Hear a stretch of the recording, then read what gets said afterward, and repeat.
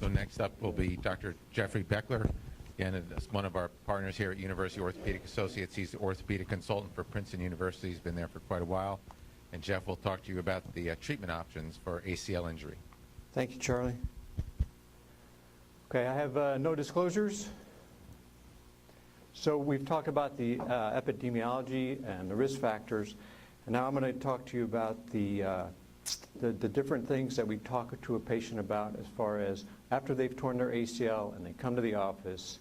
You know, what do we talk about? Graft choices, conservative treatment, surgical treatment, and what the literature has out there to support the discussion that takes place in the office before they decide whether they're going to have surgery or not. So what are the treatment choices for an athlete who has not torn their anterior cruciate ligament? Well, we don't talk a whole lot about conservative or non-surgical treatment versus the surgical, but certainly there are patients out there who decide not to have surgery for one reason or another, and so we need to spend a little bit of time to talk about that and say, what does the literature support as far as conservative or non-surgical treatment as opposed to surgical treatment? And then we're going to talk about, once you've decided to have surgery, you're going to have an autograft or an allograft, meaning your own tissue or somebody else's tissue. And then once you've decided whether you're going to have your own tissue, what are your choices? If you decided to go to cadaver tissue or an allograft, what kind of choices do you have there?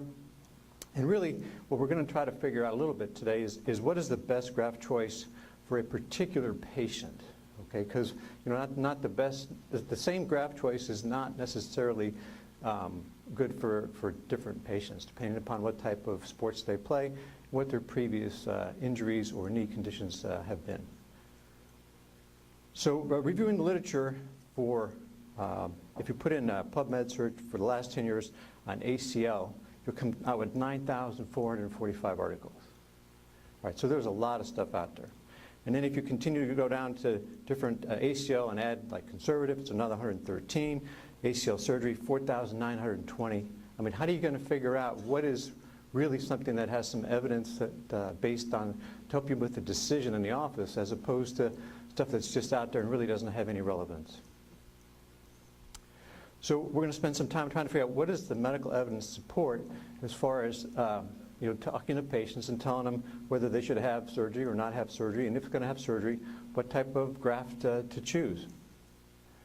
So briefly, level of evidence. I'm sure you're all familiar a little bit with the level of evidence, but basically it's a method that we utilized in evidence-based medicine to determine the clinical value of a study. So level 1 is the highest, and level 4 is the lowest.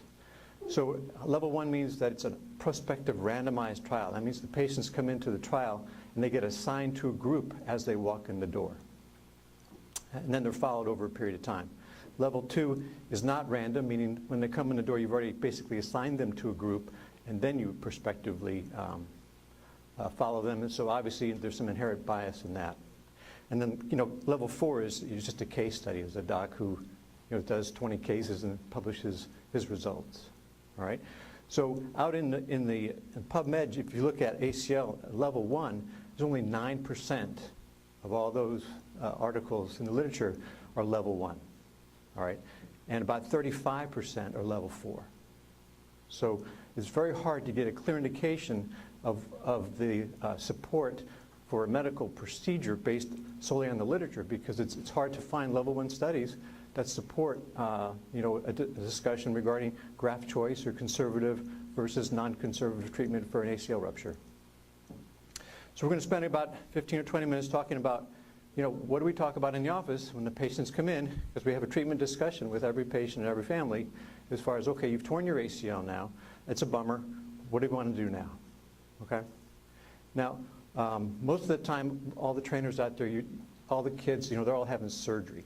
But realistically, there's a conservative treatment program for people who tear their anterior cruciate ligament. And so I think it's important to spend a little bit of time to say, okay, if you decide not to have surgery, what should you do, and what does the literature support as far as the success of choosing a non-surgical treatment for a torn ACL?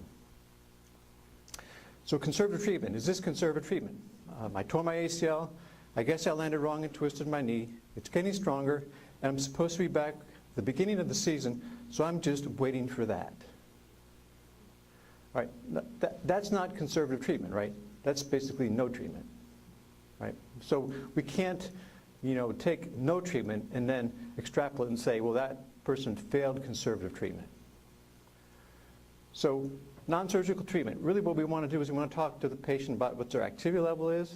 We need to specifically talk about participation in ACL activities, meaning what sports does the patient participate in that requires an ACL, all right, versus what sports do the patients participate in where they think they need an ACL.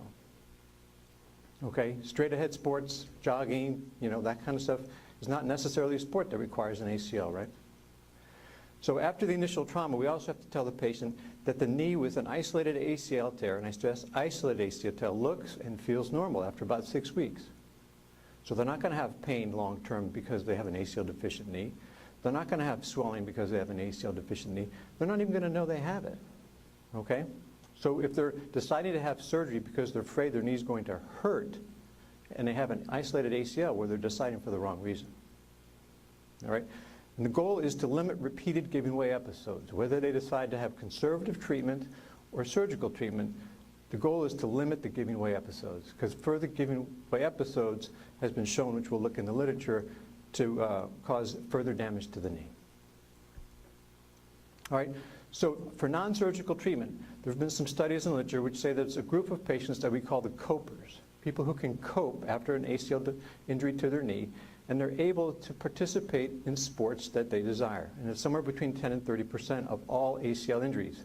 Adults, older adults, middle-aged, and also younger kids. So the unfortunate thing is we cannot predict at the time of the injury with any single test, such as the laxity of the knee, or measuring it such as with a KT1000, who will be a coper or who won't be able to cope. All right, and that's a level 3 study in 1999. So developing a screening exam to determine who could be a coper and who's a non-coper would be extremely valuable in trying to educate a patient and try to guide a patient as to whether you think they might be able to participate in the things they want to do with or without surgery. All right?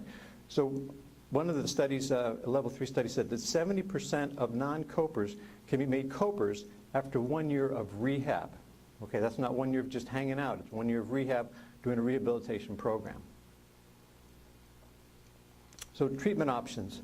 If we look at the conservative versus the surgical treatment, we look at the scientific evidence, and we say, okay, if conservative treatment is an option, how can we pick some of these patients out? Because we've just decided one single test won't tell us. Well, does age make a difference? Well, it's not a factor. Level 1 study, 2002, said no way. You can't decide based upon a patient's age whether they're going to be a coper or a non-coper, all right? Gender, no clear evidence as far as a gender. You can't say look at girls or look at guys and say they have a better chance to be a coper. It's not supported. Activity level of the patient is the most important.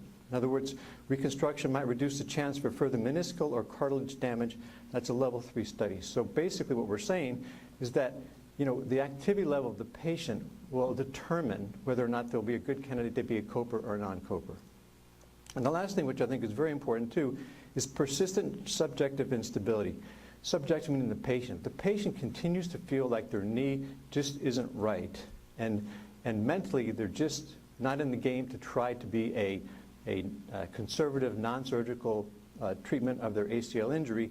Then they're negatively going to be affected in their ability to have a positive outcome because they're just not in the game. All right? And mentally, if they just don't feel like their knee feels right, you're never going to convince them to have to not have surgery. Right? What is the outcome of different non-operative treatment modalities? Well, certainly, as we saw in that opening quote, just sitting around and doing nothing doesn't work. But it's been shown that balance and proprioceptive training, level 1 study, has a positive effect. So what you guys do makes a big difference.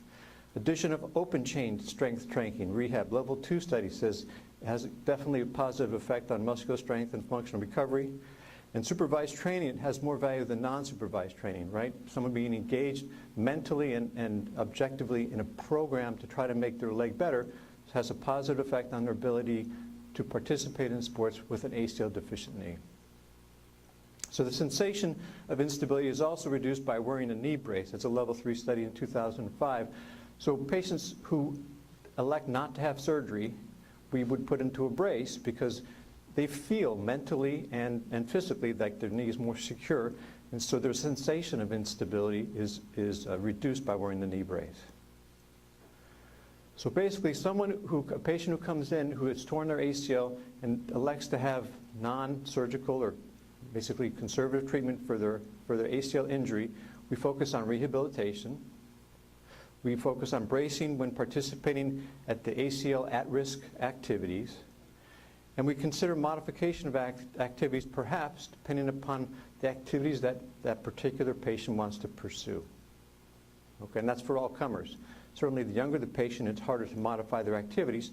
But I think it's important to go through the process of what we talk to the patients about because, you know, non-surgical treatment is an option when you tear your anterior cruciate ligament. All right? Now, the question that always comes out of this discussion after we discuss first with the patients, this is, but doc, when I get arthritis if I don't fix my ACL? And the answer is no. There's no evidence to support that surgery or non-surgical treatment has a role in preventing osteoarthritis, all right?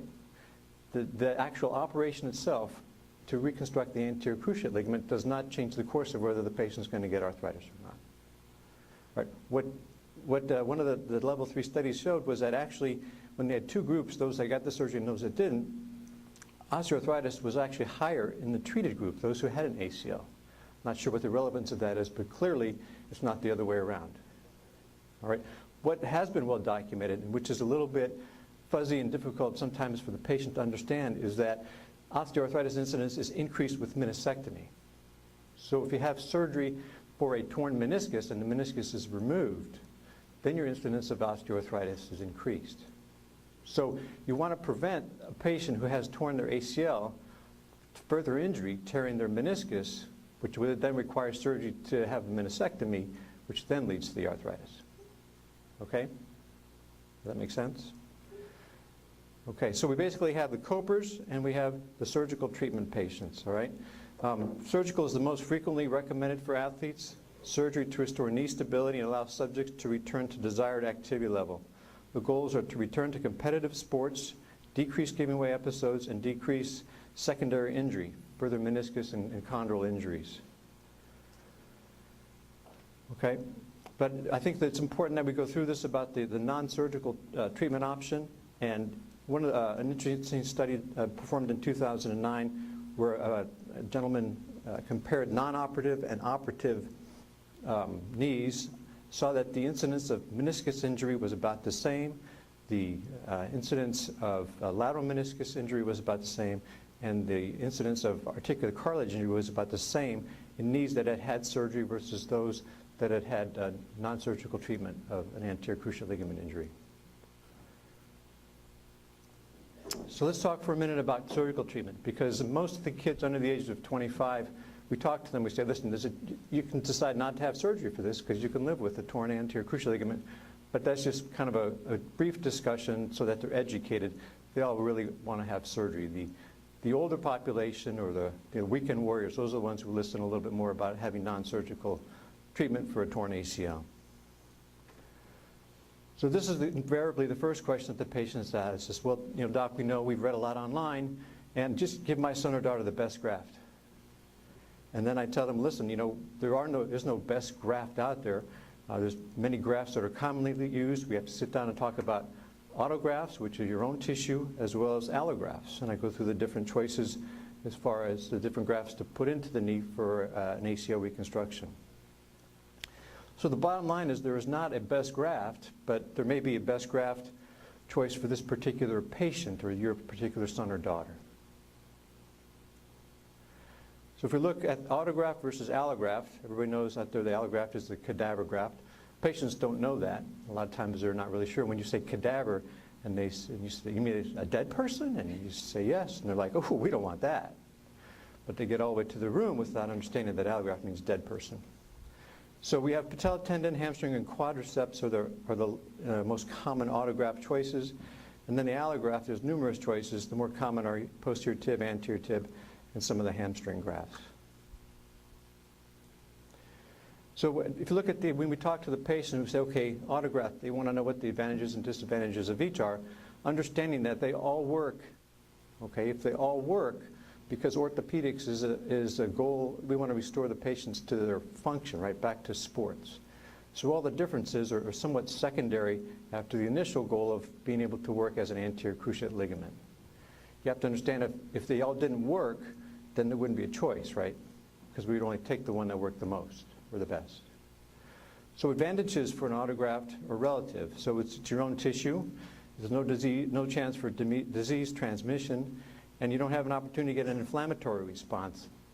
Inflammatory response is, persistent swelling or an effusion in the knee over a period of time, or the tunnels where the bone tunnels are made to place the graft sometimes get bigger and wider over time because of an incompatibility that happens with the body recognizing that an allograft is not necessarily its own tissue, so it doesn't readily accept it.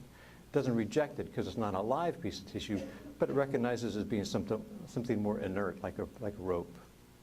Disadvantages of an autograft are increased morbidity. It hurts more, right? Because there's more surgery. There's an increased incidence of patella tendonitis, particular with patella tendon graft. And then there's cosmesis, which is becoming a bigger issue among parents and their kids. If you look at an allograft, advantages are less pain because there's less surgery, right? We don't have to harvest the tissue from the patient. We take the tissue from a bag. It's brought into the operating room. We open the bag and put it in the knee. Improved cosmesis, right? Because there's less surgery, less scarring. It's more acceptable to some of the patients. Disadvantages of allograft are a small chance of disease transmission, 1 in a million, which is very small these days. We just talked about the inflammatory response, and then there's an increased rupture rate of the graft in young patients, which is more recent finding in the literature, which we'll go over in a second. So which graft is the strongest? Because the parents always want to know, put in the strongest graft. Well, if you look on the left here, the normal ACL is down around 2,000 newtons. And you go through the patella tendon, you go to the quad tendon, you go to the quadruple semitendinosus, and you go to the four-stranded semitendinosus, and as you can see, they're all well above the native ACL. Right? So the strength is not an issue. Yes, there's relative differences among the graft choices, but they're all stronger than the normal ACL that you came with, so it's really not an issue. Okay, if you look at the stiffness of autografts compared to allografts, you can see down here, again, the native ACL is here around 2,000. You have the patella tendon, you have the hamstring, you have the quad, and then an anterior tib is an allograft. And again, it's 4,000. It's almost twice as strong as your native ACL. So strength is not or should not be an issue. Cosmesis, okay? Everybody's seen the young girl over here on the left who has had a patella tendon harvest and starts to form a keloid, and mom is not real happy. Right? So you see a couple of these kids walking around the campus, and then the parents come in and say, well, what about this guy? Can we do this guy? Because here's a hamstring harvest, or probably it could have been an allograft, but you have 2 puncture wounds and a little line here. And they look at the 2 and they say, well, can my Julie have the one on the right? So because of the way it looks and cosmesis, a lot of the graft choices and the evolution of graft choices over time have been patient-driven. If you look at the graft here, you see the white bar is the hamstring. And just for a period of time, for a 10-year or 12-year period of time from 1990 to 2001 or 2, you can see how graft choice changed from predominantly a patella tendon to predominantly hamstring. And that was mostly patient-driven from looking at these knees as you go in the rehab, and you see how the knees look and also how the knees rehab and recover the first 6 or 8 weeks. A hamstring is a lot smoother and predictable recovery than a patella tendon. And I'm sure you guys have all seen that when you take care of your patients. Graft selection, again, here's another graph that shows basically the same thing. Graft choice, changes over time, but a lot of times it's patient-driven. It doesn't seem to be driven by the literature. So what does the literature say about the graft that gives the best result for an anterior cruciate ligament reconstruction? So level 1 evidence, bone patella bone and hamstring both give similar degrees of stability. So hamstring and patella tendon are the same. All right? Next one, use of bone patella bone autograft has a greater chance of giving anterior knee pain. This is level 1 study. So we've all seen the incidence of patella tendonitis, which can be up to 20% in some of the studies. And this is supported by level 1 evidence. So this is something that I tell patients. You know, relatively speaking, you might get some patella tendonitis if you have a patella tendon as a harvest for your ACL. But is it going to kill you? No. Is you going to be able to play sports? Yes. Might it slow your recovery a month or so? Maybe. All right? So it's a relative issue. It's not basically going to tell you that your ACL reconstruction is a failure and doesn't return to sports because they have patella tendonitis. Okay? So there's no substantial difference between a bone, patella bone, and a hamstring in muscular strength after 2 years. That's another level 1 study. And there's no significant clinical difference between an autograft or an allograft in ICD-9 scores as far as stability goes. This is a level 2 study. All right? So these are all things that were done in the early 2000s. There's some more recent literature that we're going to go into on the next page. And I'm sure you all have heard that radiating the allograft can have a higher failure rate, and that's a level 2 study. So all the allografts that we use currently, when we do use them, we don't use anything that's been irradiated because that's been shown to weaken the tendon. All right, so what findings or complaints are predictive of a bad result with an ACL? Well, the long period between injury and surgery, there's a level 3 study that says there's a greater risk for meniscus and cartilage injury with continued participation. So we all kind of know that.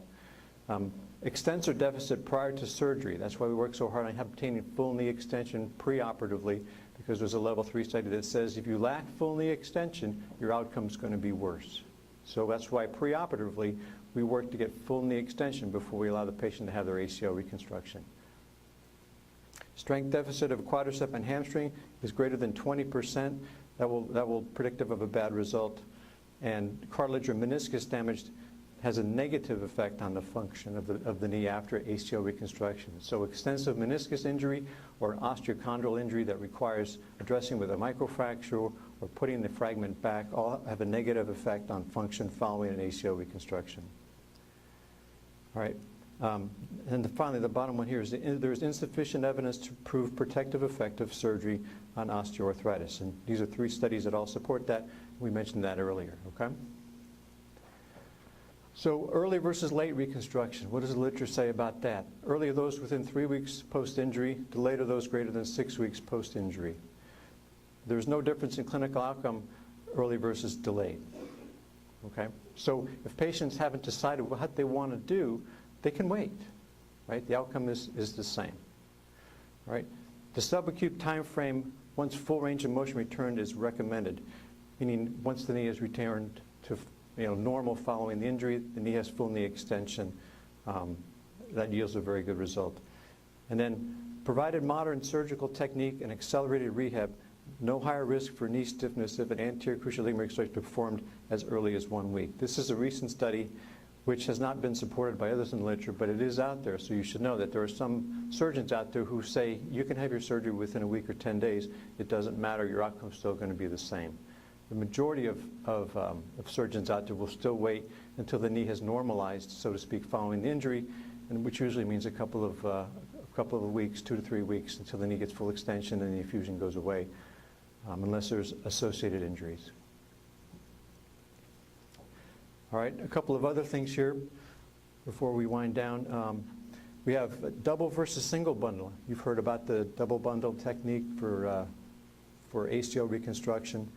And there's been several studies, but the bottom line is the first line here, which says basically there's no difference in terms of AP or rotatory stability. On the last one, which basically says there's no significant difference between the two for functional recovery and return to sports. So as of right now, there's no advantage to having a patient get a double bundle ACL versus a single bundle. Okay, there's still studies going on to determine if that is true, but right now there's nothing in the literature to support doing a double bundle ACL reconstruction as being advantageous over a single bundle. Autograft and allograft. Okay, bone patella bone autograft is better than a bone patella bone allograft. Level 2 study, graft rupture and hop test parameters, 2008. And the same thing is noted in the following study, that the bone patella bone autograft had lower rates of graft rupture versus an allograft, another level 2 study in 2013. So as the literature is changing over the last 5 or 10 years, we're starting to show that the re-rupture rate or the rupture rate of a graft that is an allograft is higher than one that is an autograft. All right? And then most recently, this is the one that everybody talks about, is that there was a recent study of 2,500 ACL surgeries, a cohort study looking at different areas and locations across the country, where they saw that the highest failure rate in patients between 10 and 19 years old who had undergone an allograft, and the allograft ruptured about 5 times greater than an autograft did. So the recommendation was avoiding allografts in younger patients between the ages of 10 and 19. So now, surgeons are starting to think, maybe allograft isn't such a great choice for the younger population, particularly in this age group. So we're tending to try to dissuade younger patients under the age of 20 of having an allograft, particularly if they want to rapidly return to sports, within 6 to 9 months. Hamstring graft failure. This is another recent level 3 study where they looked at the size of the graft, and the size of the graft less than 8 millimeters in diameter was associated with an 18% failure rate at 2 years post-op. So that's obviously unacceptable. So the implication is that based upon the size of the patient, recommendations as far as hamstring versus patella tendon would be made by the surgeon, because a patient who's under 5'2" or 5'3", has a certain size hamstring.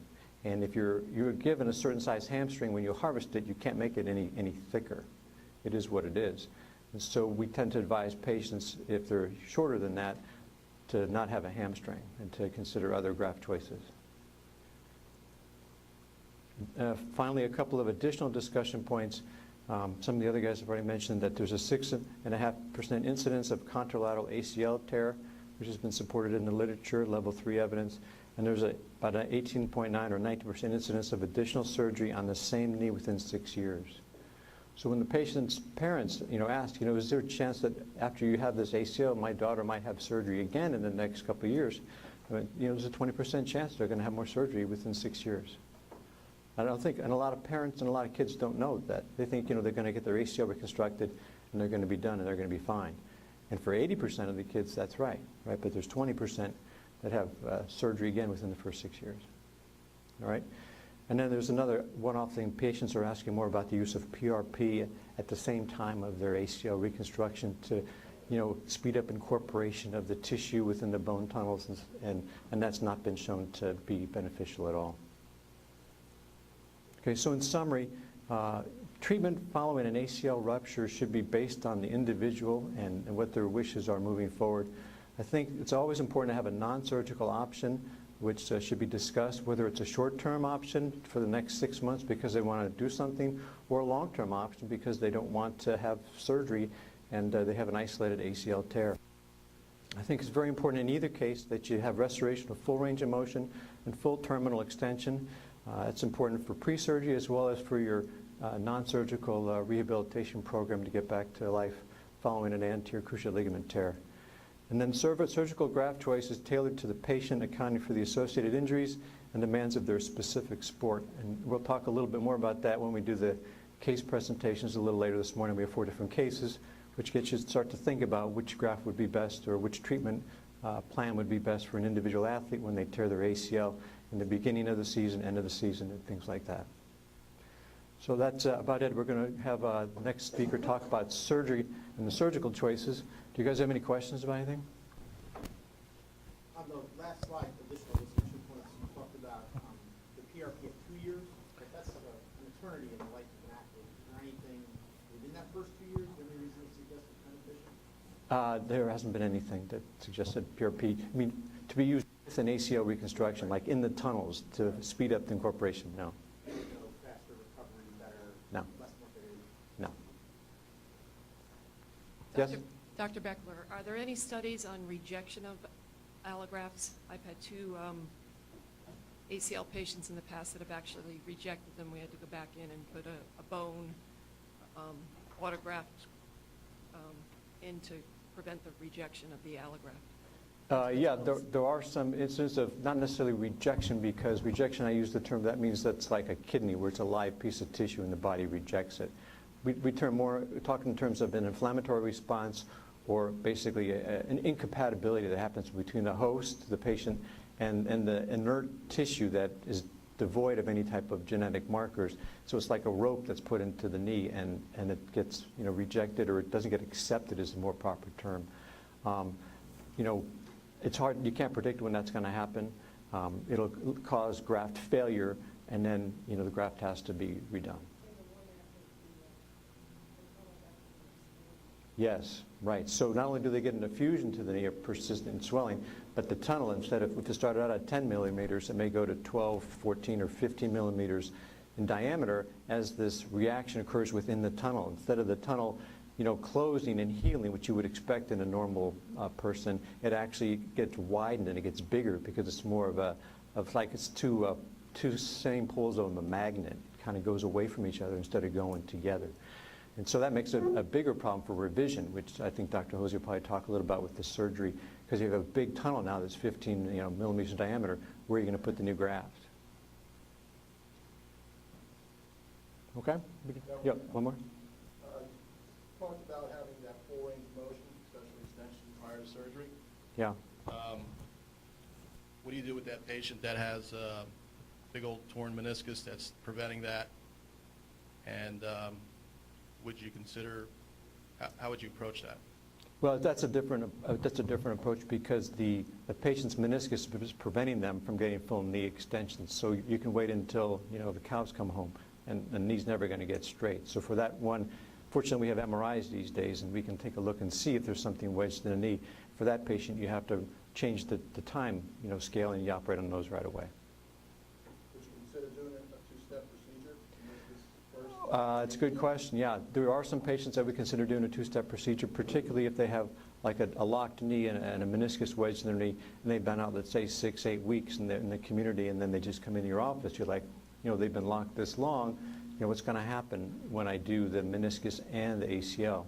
So we have that discussion, but most of the time we're still able to, once we put the meniscus back in place and get the knee unlocked, we can proceed with the ACL. But that's always something we think about and we talk to the patient about, because we have done two-step procedures in the past.